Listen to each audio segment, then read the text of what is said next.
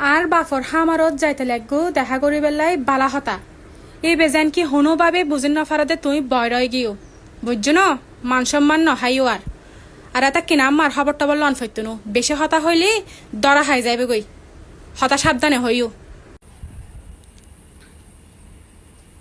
আচ্ছা ভাইয়া তোমার একটা হত হইম না ভাইয়া হ না ভাইয়া আইয়া দিয়ে 3 মাস ধরি হানে নৌনির ও। বুঝছো না ভাইয়া আই যাই দি সামনে আরো একান গরু হামার আছে একান হোসব লইমনি আর আরো রিগো বেশি অসুখ তারও হোসব লইম তুই আর একান বুদ্ধি শিখে দাও যাতে আরো বুঝিন না পারে দে আই যে বড় হয়ে গিয়ে ইয়েন তখন বেফারি ন আয় তোরে 3 বুদ্ধি শিখাই দির তুই তোর ওর হাসে যাই রে হবি দি। প্রথম প্রশ্ন, শ্বশুর আব্বা তোমার হামার ক্যান্সলের? তুই উত্তর হবি দি আলহামদুলিল্লাহ আয় বেশি খুশি হই। দ্বিতীয় প্রশ্ন, গরু বাচ্চা টাইচা দি নে? উত্তরে তুই হবি দি মাশাল্লাহ আয় তো মনে মনে ইয়ে নি স্যার। 3 প্রশ্ন, আর রে হন ডাক্তার দেখাইও? উত্তরে তুই হবি দি শিবালা ডাক্তার। আর আব্বা মরিবার আগে ডাক্তার ইবে দেখাইলাম, ইবে চিকিৎসা একবারেই শেষ।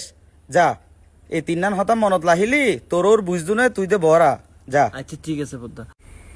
প্রথম প্রশ্ন হইলি আলহামদুলিল্লাহ আই বেশি খুশি হই। দ্বিতীয় প্রশ্ন হই যে মাশাল্লাহ আই তো মনে মনে ই এনে চাই। তৃতীয় প্রশ্ন হই যে বেশি ভালো ডাক্তার, ই বিরোধী ডাক্তার নাই।